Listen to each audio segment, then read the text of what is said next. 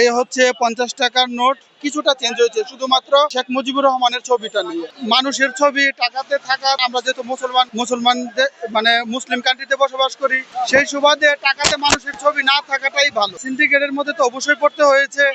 50 টাকার নোট কিনতে হয়েছে 80 টাকা করে, আর হচ্ছে 20 টাকার নোট কিনতে হয়েছে 50 টাকা করে, আর পুরান ডিজাইনের যে নোটগুলা ছিল ওইগুলা কিছু সামান্য কিছু বেশি দিয়ে কিনতে হয়েছে আর কি।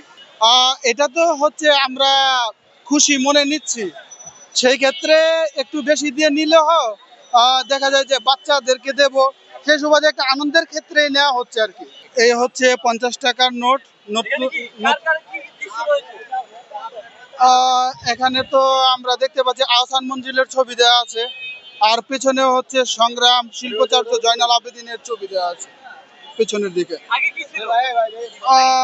আগে এরকমই মোটামুটি সেম এইরকম ডিজাইনই ছিল, কিছুটা চেঞ্জ হয়েছে শুধুমাত্র শেখ মুজিবুর রহমানের ছবিটা নিয়ে।